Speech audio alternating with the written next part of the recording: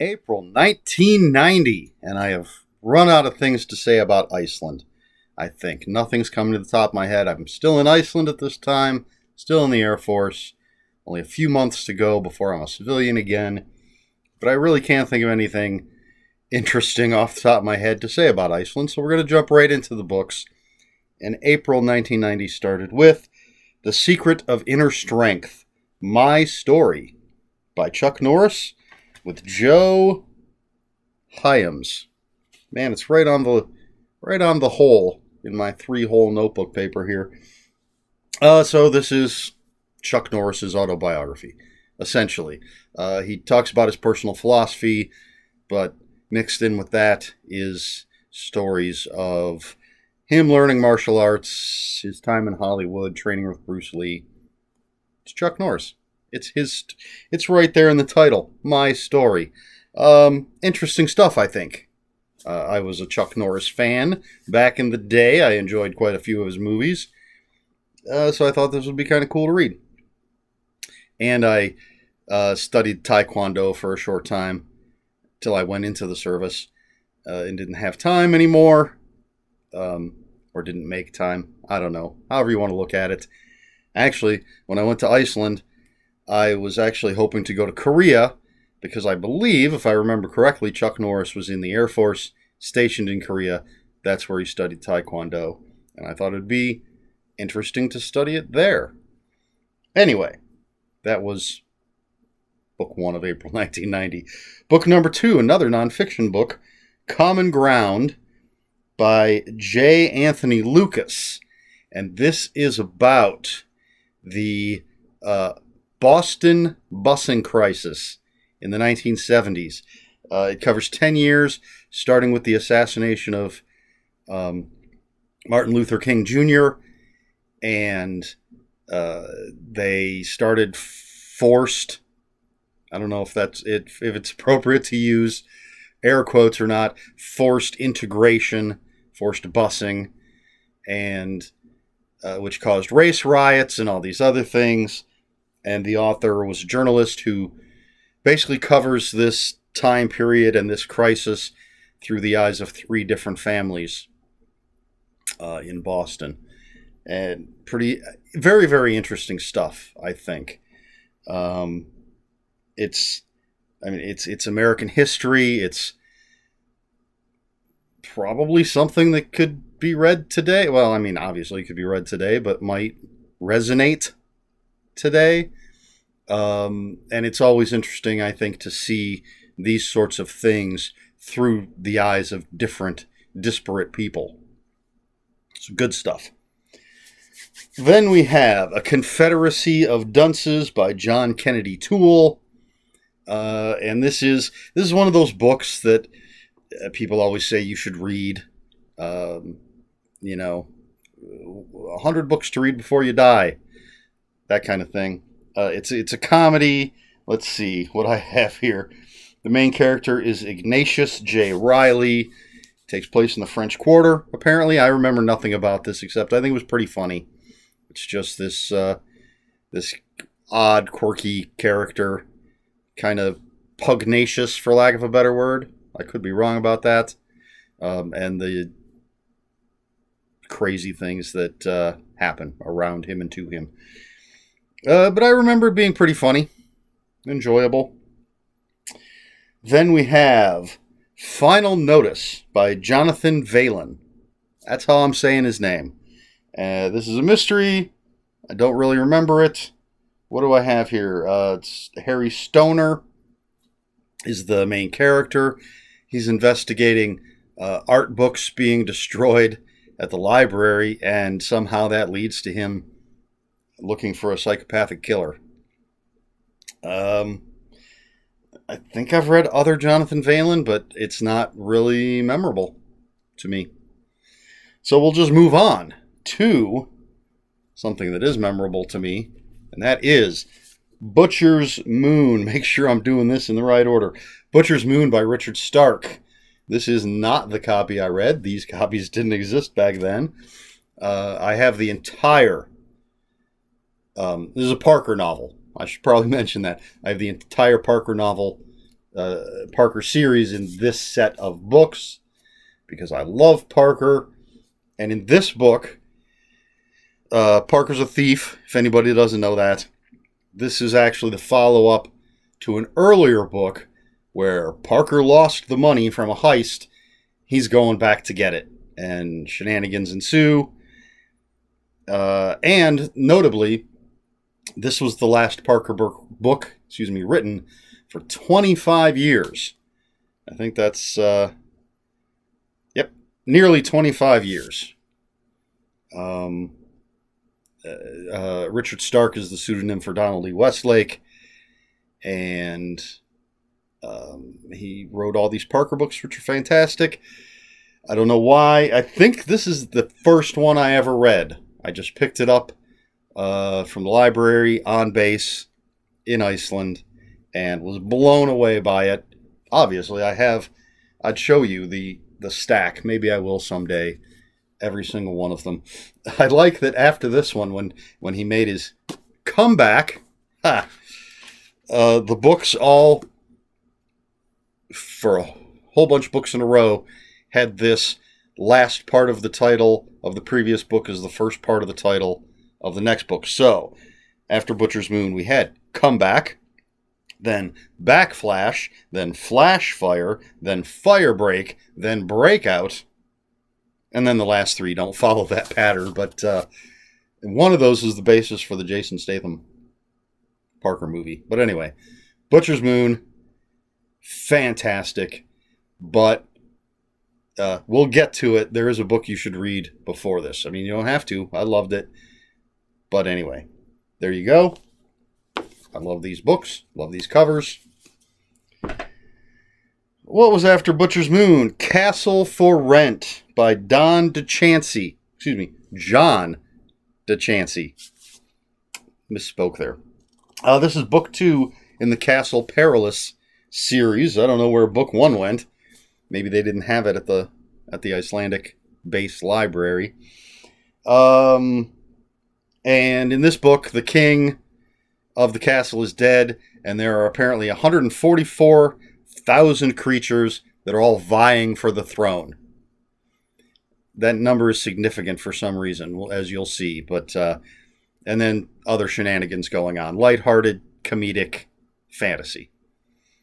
Followed immediately by Castle Kidnapped by John DeChancy. And in this one, somehow the king is back, and the castle's going haywire, and people are being drawn into, people and creatures, whatever, are being drawn into 144,000 alternate realities. So all these different characters, creatures, just popping into different worlds. It's a multiverse thing going on. Again, fantasy comedy. I seem to remember these as being fun.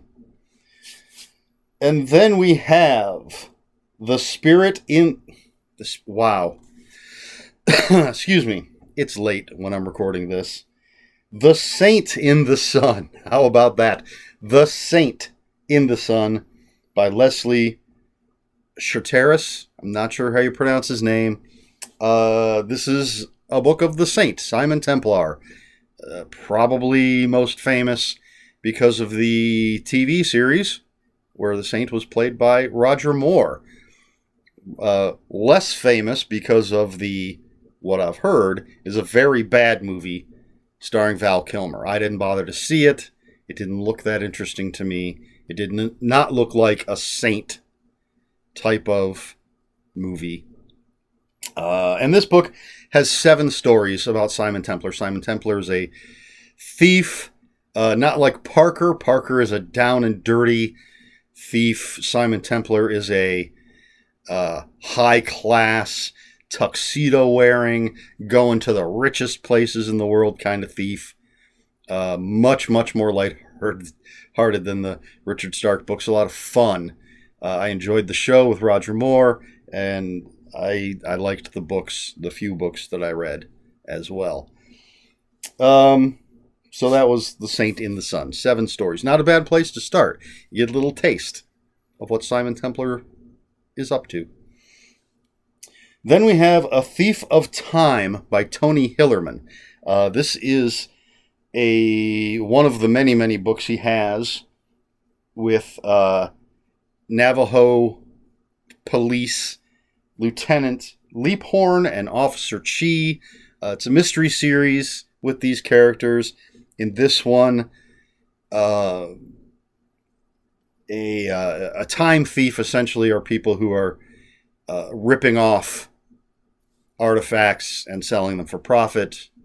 And so in this, an archaeologist disappears and a couple of dead bodies are found, and Leaphorn and Chi have to investigate. I know for a time Tony Hillerman was incredibly popular, as I remember it anyway. I believe they made at least one. I don't know how many movies based on his books. I recall not being just super impressed with his writing. I don't think that I thought it was bad. It just didn't grab me. This might be the only Tony Hillerman I've ever read. Not 100% sure, but there you have it. But maybe I'll give him a try again sometime. I say that, looking at the hundreds and hundreds of books that I already own that I haven't read yet. So we'll see if I ever get around to it. Next up, Trust Me on This by Donald E. Westlake. Hey, I've already mentioned that guy once before. This is a book about Sarah Jocelyn, who works for a tabloid in Florida, and just the crazy things and shenanigans that she gets up to. It's one of Donald Westlake's funny crime novels. Man, it's crazy that dude wrote some really hardcore stuff and then could write this really... I mean, it's not crazy. Authors can do anything, I suppose, if they're good. But he'd write some hardcore stuff like the Parker stuff, and then he had these crazy, lighthearted, hilarious books. And Trust Me on This is one of the funny ones. Then we have... All right, I have these books stacked in the wrong order. We have Slave Safari by Richard Saper and Warren Murphy. It is book 12 of the Destroyer series. And in this one, has to do with, slave trade in Africa, but not the way you might think. There's a rich Baltimore, who is supposed to be dead and buried, but it turns out she's a slave in Africa. And Remo Williams, the Destroyer, has to bust up this slave trade before an international incident starts. Just crazy, over-the-top, men's adventure stuff. I always enjoyed these books. I've got 30 of these, and some of the old copies, because they only go up to 30 in this that I can find. Anyway, next up, Silent Moon by William Relling Jr. This is a horror novel. Really tough to find any information about this because I do not remember it. But apparently it's about a demon cult. There's a cult, they're sacrificing people. It deals with the seats of power, maybe, because there's a congressman and stuff. This is one of those books. Amazon had no description. Goodreads had no description. I had to find a review on Goodreads to see what somebody said about it. So, I don't know if that tells you anything. Not really memorable at all. And then finally, the last book that I read in April of 1990 was Slayground by Richard Stark. Now you can see the theme of these books. But this is the story that comes before Butcher's Moon.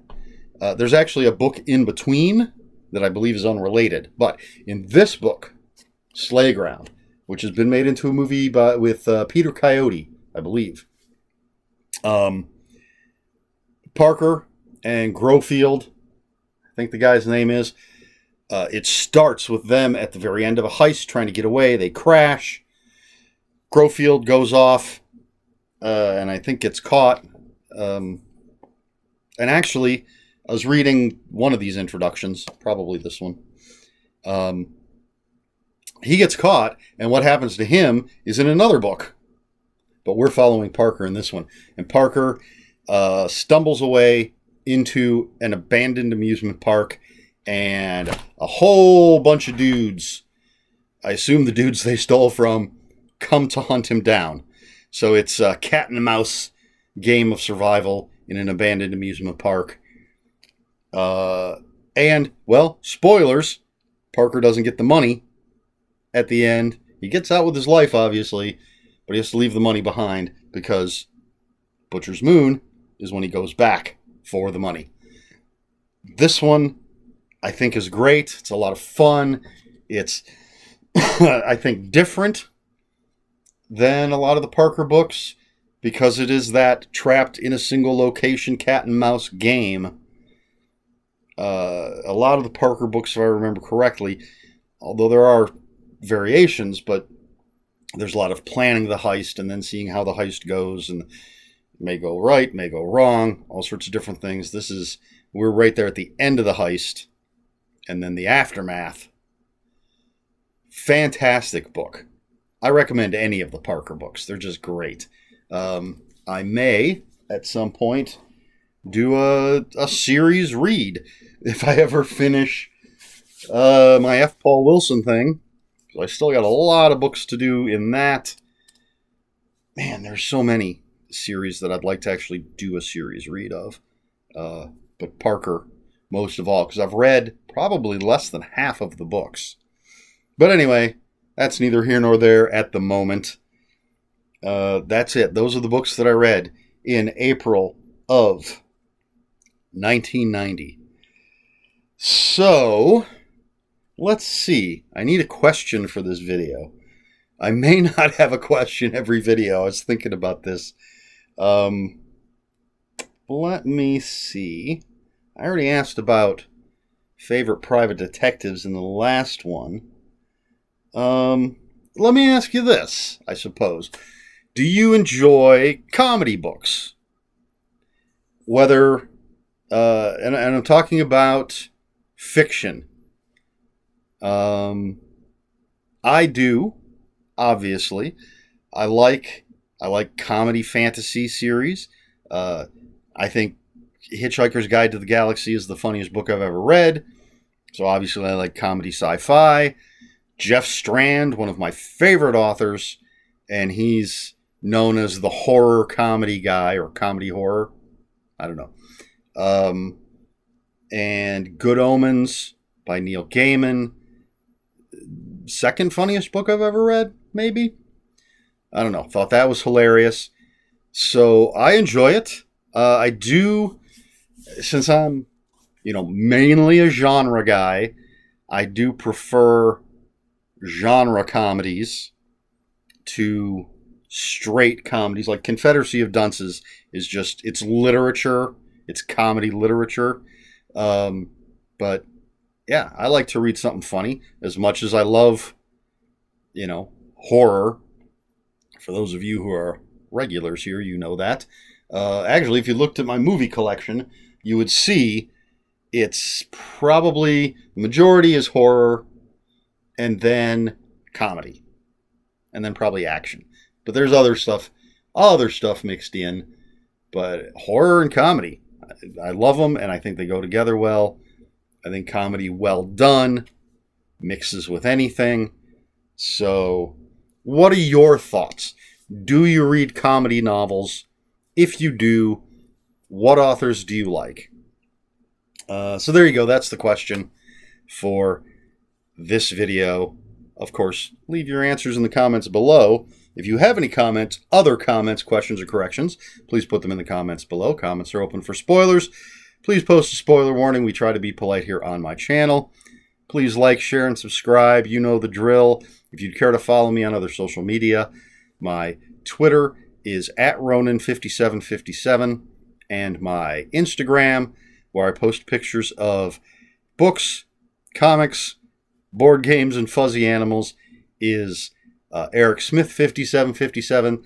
That's Eric with a K, ERIKSMITH 5757. That's all I've got for you this time, so until next time, read more books.